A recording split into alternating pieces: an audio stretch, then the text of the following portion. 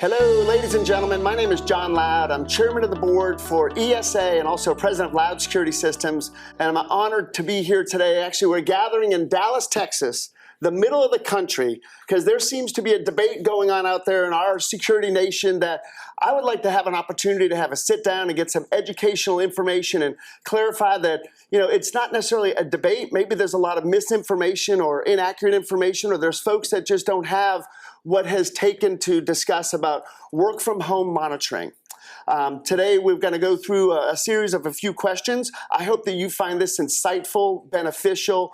Granted, at the end of the day, there are different choices that UL makes, different monitoring facilities make, companies make, but you get to make that choice that what's going to be the right answer based on the UL standards and where things are today at this time. And we're going to talk about how we got to where we are, what's going to be happening from here going into the future, so that you've got the information to be able to make a best decision for your company, your employees, your subscribers, or your community. So with that, it's my absolute honor to welcome these two distinguished gentlemen that are joining me today for this discussion. First, I've gotten Morgan Hertel. He's the Vice President of Technology and Innovation over at Rapid Response Monitoring.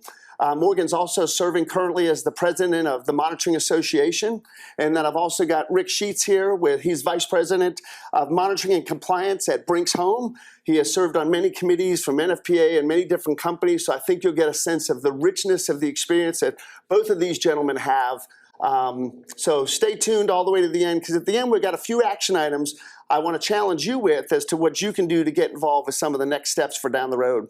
But first, for both of you gentlemen, I'd really love to have our audience understand, look, as a security dealer and integrator, and I'm so busy within my business or my element, I'm not every day focused on codes and standards. I know that's a surprise, but anyway, nor is everybody that's probably in tune today. So Rick, let me start with you. Could you get us an understanding, before the pandemic, or how did we get to this work from home discussion? It wasn't something that 5-10 years ago was a major topic going on. Can you bring us up to speed as to how we got to this point? Absolutely, and thank you for the nice introduction, John. I'll never forget I was running a monitoring center for another large company at the time, and my boss came to me and said, hey, this is a national pandemic. It's a national emergency. We're sending all of our workers home. I'm going to need you to send your monitoring operators home. And I thought to myself, that's never going to happen. And then a few days go by, and there was a bulletin put out by UL with a few bulletins that said, if you can meet these certain requirements, then you can work remotely during this pandemic. Within a matter of a week or so, and a very smart IT team, we were able to start working remotely. In my opinion, saving a lot of people from having to go through having COVID, trying to figure out what they wanted to do around COVID. And so that's what started it, and what spawned writing more requirements for temporary work from home, and then going into permanent work from home. Gotcha. Morgan? Yeah, I think there's even some additional, thought is when we first started with COVID, nobody knew what it was. We didn't know if we were going to be alive next year. Yeah. There was so many unknowns that we knew we wanted to continue as an industry to provide monitoring services. We didn't just want to walk away and give up on that. And so what happened initially was UL came to TMA and said, look, we realize that this is a problem. And this is before we even had federal recognition as essential workers. Look, we've got enough people that need to be able to figure out how we're going to work from home, even if it's only for a few months. So that spawned the TMA work group to work on what was then going to be a temporary, and it wasn't even a standard change. Honestly, it was a guide. And the guide was fairly loose, and it was going to work for all of North America. And the goal was, how do we get people home for what was probably, at the time, we thought, couple of months at the most. Remember, 2 weeks. Right? Remember, yeah. All we got. If everybody just stay home for 2 weeks, we'll be done with this. And that's how it really started. And not everybody moved home. We certainly didn't as an organization, but many did. We had the luxury of being able to space people out and really double down on the environment, doing some things to make people feel safe. But not everybody had that option, especially some of the smaller organizations. They had to figure out how to keep their people safe and how to keep their people working for them, because people were panicked. People were, people were quitting jobs left and right because they didn't want to come to work and get sick. Yeah. So it was a problem. Well, and I've realized too that with some work environments, when we're all so close, like we are in monitoring centers, and just like today, we wouldn't be able to do things like this. The concerning part becomes, as the dealer or the integrator out there, and as well as for you guys in your workforce operationally, is that, boy, if one person in a sector or an area gets it, just like for my area, it may not be that my accounts receivable or my operations team, right, that's doing the scheduling and dispatch. The concern was sometimes those folks have somebody at home that's, has got some major risk, so they're concerned about coming in there. So I can certainly see why that action had to be taken fast, so you don't wipe out an entire shift at any monitoring station at all. But bring me back through. So UL reaches out to you guys through TMA. The work group happens. Is this done over a 2 or 3 week window? How many people are involved in these discussions? There was close to 20 people that started those discussions. TMA is always very transparent, so it was, let's open the floor, let's see who wants to participate. The thing about writing standards and codes is it's not exactly exciting business. And so there are those that like to do that work and those that don't. But it was open to everybody that wanted to be involved. And remember, the original plan was to have a 2-month guide on how we're going to do this. And so that 2-month guide was put together, was published, and monitoring from home for this emergency became allowable under UL's guidelines. The caveat to that was UL 2050 DoD monitoring was carved out of that. So if you were doing that kind of work, you could not do that from any kind of home or remote office. You had to continue to do that within the 4 walls of your center. And not everybody moved home. A lot of people did. Sure. And the thing is, from a technology perspective, nobody had a lot of time. Nobody planned for this. Nobody had dozens or hundreds of laptops to run home. Yeah. So it was a real scramble. I can remember at the time bidding on headsets for people because you couldn't get them. Couldn't buy headsets anywhere. And I was, we were bidding on chunks from everywhere from eBay to Alibaba to friends that were in the IT business just to get parts and pieces to get, accounting and tech people, working from home. So it was, it seems like a long time ago now, but it was a real stretch then to try and manage this emergency. So with that, Rick, give me a little more on this timeline factor. So if this is a 2-month window, let's call it, and what was the considered expiration date, or was that even set at that point in time? Yeah, I don't think the whole country knew when the expiration date was. When did we decide that we were non-essential employees were allowed to be back at the workplace? When were we going to start or stop wearing masks? There was really no insight other than following the same news and guidelines that everybody else in America followed. We really didn't know at the point in time.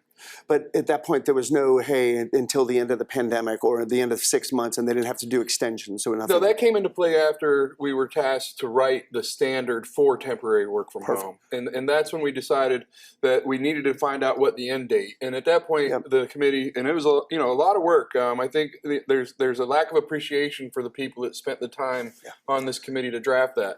And at the time, it was when the national emergency was lifted by any government authority, either the president or a government authority in your state, then you were required to come back into the office. I think it was within 90 days. Okay. And that's what the standard has still to this date for work from home and when to return on the temporary piece of it. And I think this is an important thing for folks to realize is that you had this temporary thing for a 2-month window, then you went out for something that was going to be more of a permanent, long-term, with the guidelines. And you were saying, again, still about 20 folks. And was there public comment opportunities at that time, or what did that process look like? Yeah, in fact, it was more than what normally would have been done.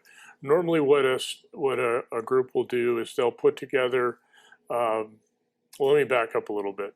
So we went from a guide into the permanent standard for temporary emergencies, right? Okay. So we've got this emergency standard written.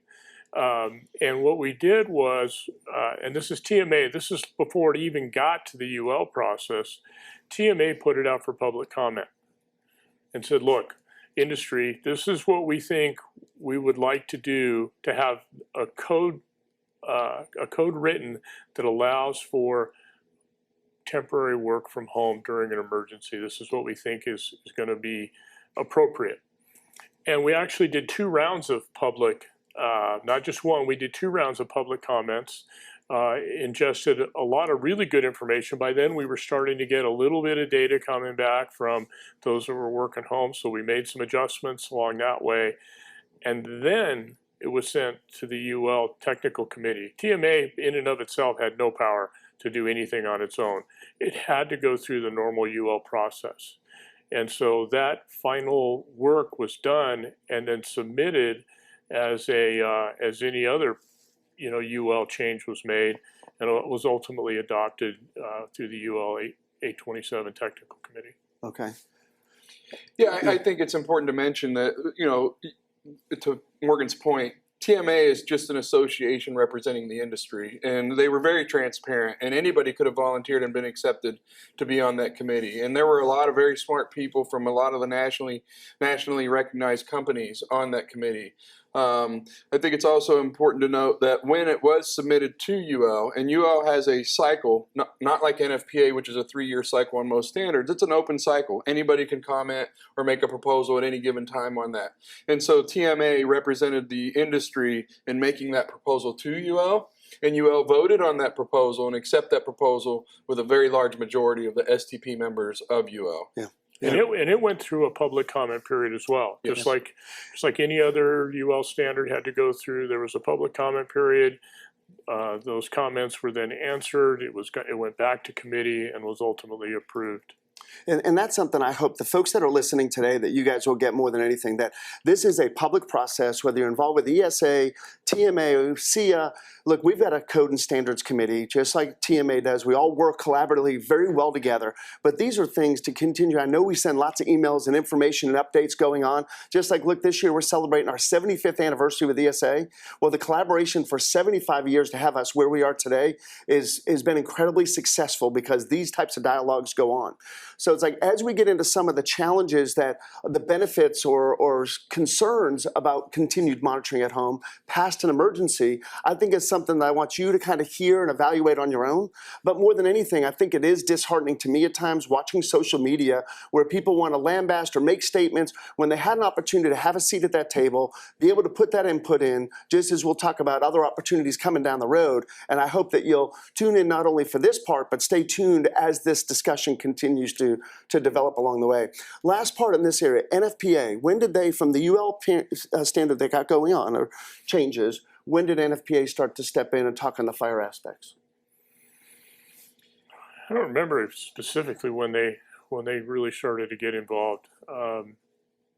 They certainly had input during that period, and a lot of the NFPA's 72 Chapter 26 members were present in the TMA and UL standards. So there's a lot of crossover in that world. So it's not like it was done in a vacuum.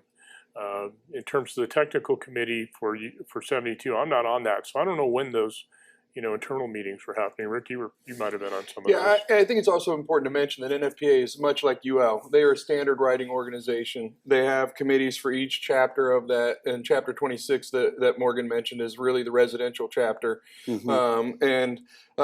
Is it 26 that's the residential? 26 is monitoring. Yeah, 29 is residential chapter. Thank you for that correction. Point being is that NFPA is just a standards writing organization. That committee, I'm sure, as soon as they found out about it, started having discussions about it. I'm sure that committee was as mixed as some of the folks that are on our committee, subcommittee that drafted the proposal. I think it came to a big head and more of a light during their annual meeting this last year. Okay, yeah, absolutely. And I do want everybody to realize, just as TMA has folks involved with NFPA, so does ESA. So again, you've still got a collaboration going on. So it's not them doing things that we don't have an invite and being involved in the process. Everybody's got seats at the table. It's intentionally that way. Yes, absolutely. A lot of directive votes. So Morgan, let me throw a few questions to you. When you think about work from home, if that becomes a continued ongoing process as things are evaluated, share with me concerns, whether it's privacy issues or let's talk about distractions at the same time. So when I think about privacy, that there's information on the laptop, the computer that folks will be taking photos of or videos of that are, could be some high-profile athlete or an actor or actress. What are your thoughts or concerns in that area? There's always risk and reward. And so anybody that's, running an organization is going to have to balance that risk versus reward. And there's certainly some rewards in working from home. It's easier to hire. You have geographical no boundaries for hiring, right? You can hire anywhere you want to.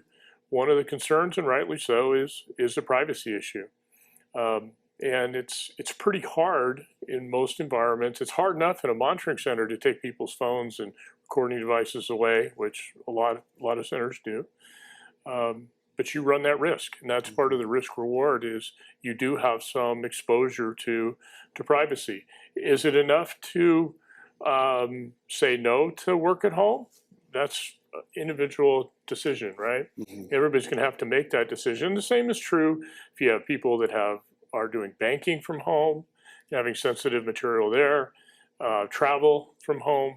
Just about anything that the traditional call centers have moved to home, you have a risk and a reward that goes with that decision-making process. And privacy is certainly one of those that you have to contend with. I don't think in either setting you're going to be able to completely eliminate the possibility that something could be recorded or shared. That would be silly to say. Certainly you have more control if you have people in front of you versus people remotely. But everybody has the option of trying to figure out how to manage that too. The standard includes some video cameras to allow monitoring centers to be able to look in and see what their staff is up to.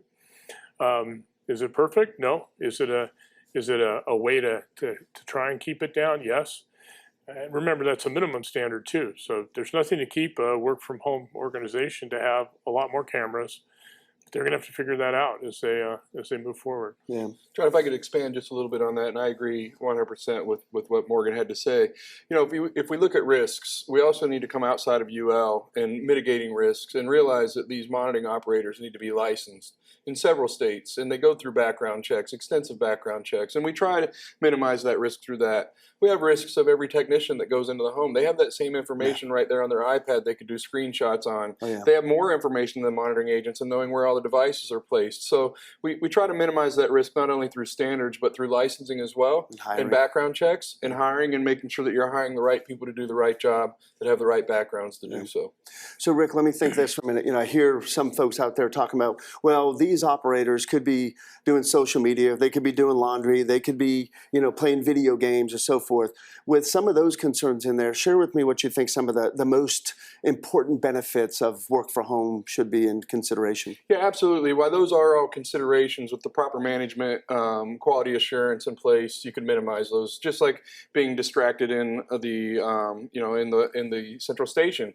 Most central stations lock down those websites on those PCs. Of course, working from home, they could be using their iPad or laptop, but you can also see if they've timed out of their platform. You can see if they've not handled their alarms in the time that they needed to be handled, and you can also listen to their calls, or at any time with the video devices you can peek in. And the supervisors in the central stations that I've worked at and central stations I've consulted for, that's part of the supervisor's duties, is to make sure that they're online, that they're handling the calls and handling the alarms and the SLAs that they're expected to do so. So I think minimizing distractions is important. And having, to Morgan's point, UL 827 is just a minimum standard. I think the professional alarm companies and central stations that are out there that are taking advantage of working from home are doing that. But to speak to your major benefits, it's really difficult to get employees these days. And being able to have that diversity in employees across the nation instead of within a driving range of your monitoring center is a challenge. Another benefit you could see there is, I know of some central stations where, when we had Snowvid here in Texas, these monitoring operators were stuck at that monitoring center for weeks, or for over a week, couldn't leave. We couldn't get people in, or without risk busing them. If that monitoring center had diversity in their work from home environment and was spread across the country, you're on different electrical grids for each of those. You're on different internet providers on each of those. And if you have enough monitoring staff across that country, you can handle those alarms and not work with dropped alarms. And everybody that was on that committee, we thought through this very thoroughly. And there were some real professionals that have run monitoring centers much longer than I have. And we thought through a lot of that. And we wrote the standard to the best of our abilities. Is it perfect? Probably not. but neither is the standard for working in a central station. So to your point, I encourage everybody that has any kind of input, concern, or is pro for this to get involved in the standard writing process so that you can be part of making these decisions. Yeah. You know, Rick brought up a point that I've heard Morgan share along the way, and that, look, this is a minimum standard, okay? Could you two gentlemen share with me what that minimum standard is, so the integrator, installer company out there knows what this minimum standard expectation is, and maybe give some examples about how some have actually gone above and beyond what the minimum standards even are. Sure. I'll give you a really good example. So there's a section that's actually in review right now that has a requirement for power and backup communications. And so today, there's a couple different ways you can accomplish that. You can accomplish power and backup comms with either by doing that or by having enough staff to be able to take alarms, so if you lose a few people, it doesn't hurt you. But at the same time, we have seen central stations deploy, even though they didn't have to, backup power and backup comms to their operators just because they felt it was the right thing to do. And that becomes, again, it's more of your risk reward. If not having a UPS on your computer is not worth the risk, there's nothing to keep an alarm company or a monitoring center from providing backup power at whatever level they want to beyond that. So minimum standards are exactly what it sounds like. They're a minimum way to do things, and you can certainly go above and beyond that. I think I could add just a few bullets to that, and Morgan is right. It's a and B or C and D when it comes to backup power and backup comms or internet. And that is A, have a UPS that would last long enough to transfer any alarm so that you wouldn't drop an alarm, and have a backup ISP or some other backup internet provider or in a hotspot or whatnot. And as you know, some areas you can only get one ISP, so that becomes a challenge. So C and D is C being making sure that you have enough operators in enough diverse geographic locations that would allow you to transfer an alarm from one to another if they were to lose power or lose internet. And on top of that, there's a report that you're required to have, and you can do this very easily through your platform and through your phone systems, that requires that monitoring operator to have 99.95 connectivity to the monitoring center. That 99.5 is not 99.95% is not a made-up number. That was done through some of the larger central station study of how much connectivity do you have inside the central station walls. So having 99.95% connectivity, and I've seen what central stations do and some of these companies do is, okay, operator, you have not had 99.95% connectivity, therefore you lose the privilege of being able to work from home, and now you will work in the monitoring center. And it actually drives efficiencies at times. Oh, yeah. So the other part of the minimum standard and about the distractions is you are required to have a dedicated workspace, and it is required to be audited annually. Again, minimum standard. Some monitoring centers do it weekly, daily, and they come on the camera, and the camera has to have a field of view of their workspace.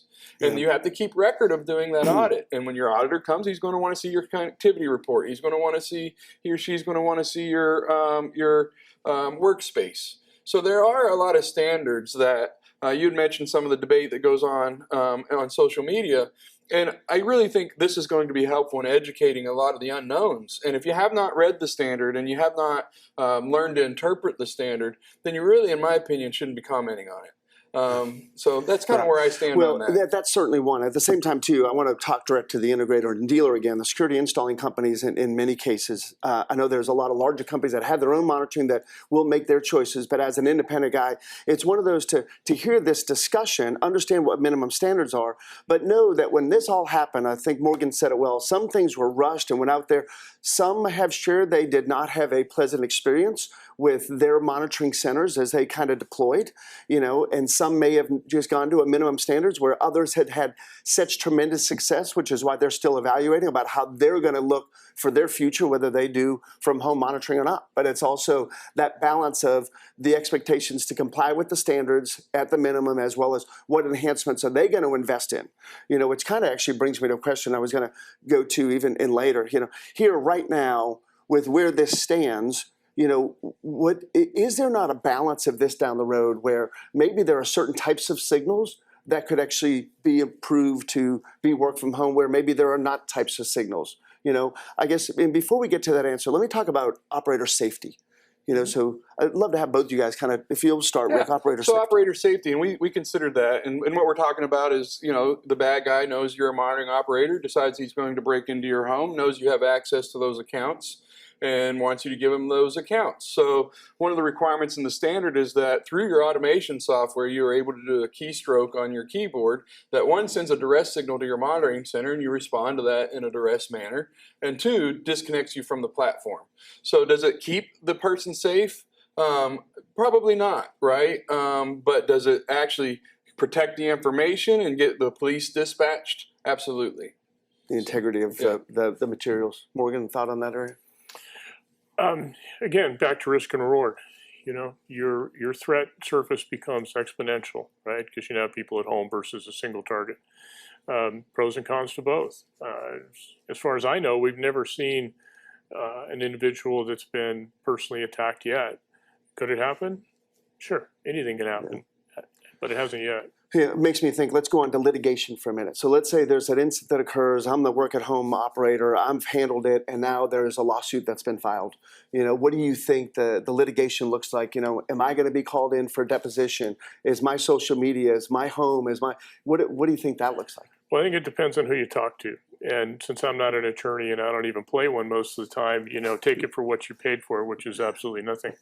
But if you talk to the pundits, then all of that becomes in question, just like any other lawsuit. So the theory is that if you have a work from home incident or an incident that happened with a work from home, and somebody is alleging that the reason that the loss occurred or added to the loss was because of something that had to do with work from home, I think certainly there are those that have been very clear that discovery will include all their social media posts, their text messages, all the video and look-in information, and your logs and audit results and all of that. I'm sure will come into question, which isn't that much different from any other lawsuit that involves a monitoring center. You almost always have to bring in all that data. Now you've just got a lot more that has to be pulled in. I've been told there are several lawsuits that are in play that involve a work from home scenario, but none of them have played out in court yet to be able to go back and say this is in fact what happened, and been able to look at case law yet. Yeah. It's too soon. And do you think that there are 3 cases, 30 cases, roughly just three is the number that I've been told. Okay, just curious. That could be 1, that could be 10. Any one of them, and obviously idea. in a litigious world that we all live in, for whichever that can be. But you're right; it does become the what develops for down the road there. And we have no idea if those cases have anything to do with anybody working from home, other than there's a work from home scenario that played out in part of the loss, and we just don't know what it's going to take some time for that to come out. Court cases typically are 3 to 4 years behind if they ever get to court and they don't settle out. Yeah. So it's going to be a while for any of that data really surfaces. And when it does, we'll have to address it from a standards perspective to try and mitigate whatever failed. Yeah. I think it's also mitigated through some of the processes and procedures that monitoring centers put into play. Some of the folks that I consulted for actually have an agreement that they have the monitoring operator sign of what the liabilities are between the two relationships. That I don't know how that'll play out in court. I too am not an attorney, work with them all the time, but by no means am I an attorney. And to Morgan's point, 3 and so 2020 to 2023, we're almost 4 years into this. With that being said, how many of those lawsuits happened in the central station, right? Having exposure to their social media, having exposure to all the other things that can be discovered. Discovery is whatever the attorneys decide they want to go after in any given case. Bury you in boxes. That's correct. Rick, let me throw this to you. When I think about the discussion about distractions or the marketing aspect that somebody's going to portray, well, here's the operator sitting on the couch or they're on the kitchen table, or hey, maybe this isn't what the subscriber signed up for. Yeah. What's your? Yeah, the distractions. I think we've pretty much covered those, and you cannot 100% ensure that's not happening. However, you can put in a lot of processes and procedures above the minimum standard to mitigate those. As far as what the consumer signed up for, I can speak to my agreement with my alarm provider, and it says that they will be UL listed. It doesn't say they're going to be in a central station. It doesn't say any of that. It just says that they're UL listed. Working from home, being audited, you still are UL listed. So I'm not quite sure if that's a reach for the consumer. Again, I think it's a decision for the consumer.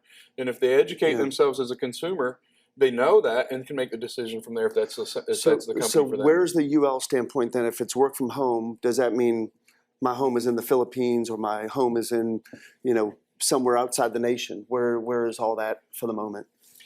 Yeah, I think from the standard aspect, that may be a challenge and something that may need to be addressed. But from a licensing standpoint, you're not going to get a license if you're not within the boundaries of the United States. Great point, yeah.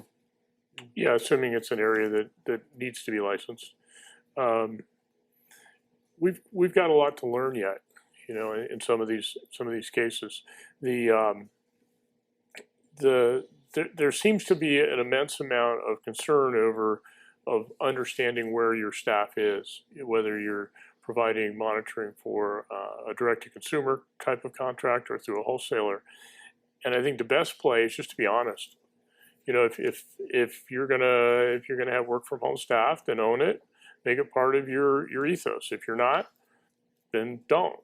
But I think where the challenge is going to be is, did you misrepresent what was for the last 30 years or not? And again, we'll see how these play out in court cases, and I'm sure eventually they will, as we start to get to the point where things that have happened in the last 2 years start to get to a place where they're going to start to get litigated. So 2 questions remaining. One is for both of you guys. Give me a guidance on what the next steps are. What are the next steps in the process of where the standard is today? What's on the horizon for the next month, year? And at the same time, that goes back to my compromise question. Is there also going to be a part of the discussion as to maybe a definition as to what could be work from home acceptable in a greater aspect versus what could not be? Well, today, if you look at where we're at in this in this instant in time, there are still some additional things that are sitting at UL to get finished. One of those is the duress feature. The other is the A or B or C question, and there's a couple other little ones that are sitting there at UL. The current voting, I think there's consensus, and it looks like those additional requirements will pass through. They have to go through their public comment period and everything else. So that's all that's currently planned for at this minute. We'll see what happens with the 72 committees in terms of fire and what they ultimately decide to do, and if there needs to be adjustment on 827 to adjust for that. 2050 is still out of the question to be done from home. What happens later with certain signals from home, that's very easy to accomplish. So if we end up in a place where a code requires that, look, only commercial fire can be done from inside a monitoring center, then it'll have to be queued that way. We're not there yet to understand whether that's a requirement yet, but doing that is certainly doable. You just have to staff, accordingly for that. The same can be true for medical or any other type of alarm event that goes out there. To be able to queue those, home versus inside, it's pretty easy to accomplish. I think it's important to note where we go in the future is up to who all wants to be involved. And as I mentioned, UL is an open cycle document. Anybody in the nation could write a proposal to UL today and submit it, and that STP has to consider that proposal and take action accordingly. So to segment the alarm signals from a technology standpoint, very simple. Staffing standpoint, you can work it out. Right now, 2050 is out. Fire is debatable depending on where 72, and not only 72, but who adopts that piece of 72 and what agency. The struggle would be if these agencies say you can, these agencies say you can't. Now you have a little bit more of a technological struggle in not only segmenting the alarm type, but the address and geographic location and responding agencies type. Yeah. Should you be able to do fire inside or at home versus Berg? I mean, that's, to his point, risk versus reward. Knowing that I've been involved in fire and actually have a pretty strong commercial background in fire myself and have sat on NFPA committees, I remember the debates around the tape dialer. I remember the debates around POTS lines. You have a lot of folks who have a lot of experience, and if it were up to those folks, we'd all be on hard lines. However, technology and business models have changed, and we need to adapt to them. What we see is legislation and standards are always behind. And in my opinion, what TMA has done a great job in, and folks like Morgan in this committee have done a great job, is we got on this quickly, and we took action quickly.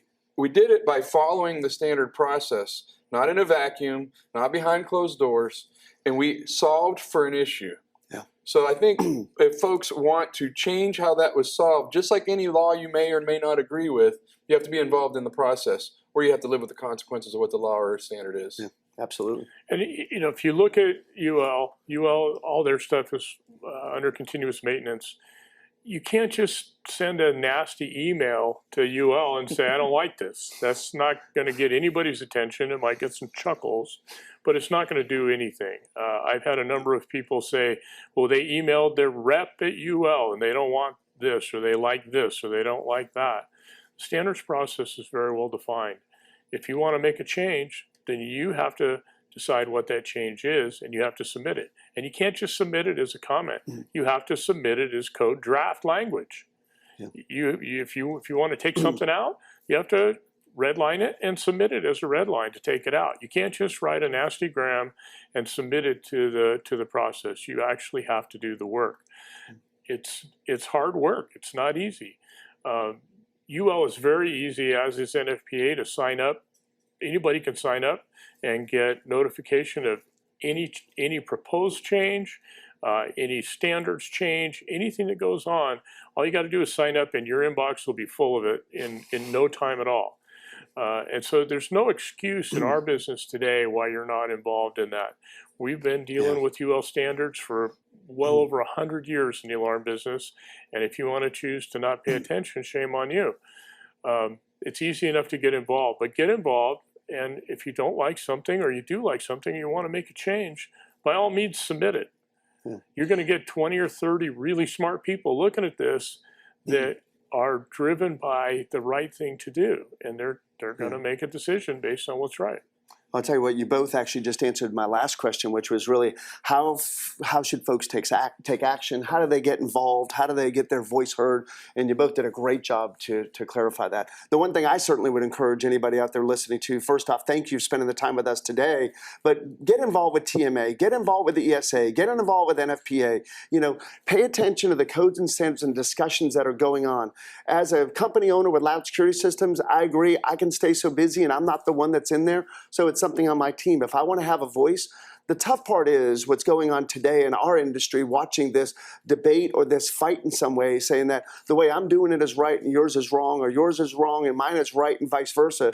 You know, Morgan said it earlier today so well that, you know, at the end of the day, getting informed and understanding what the minimum standards are, what your monitoring facility, what your subscriber base, you're expecting to deliver to your subscribers, your coworkers, for your company, that's the vital piece of this.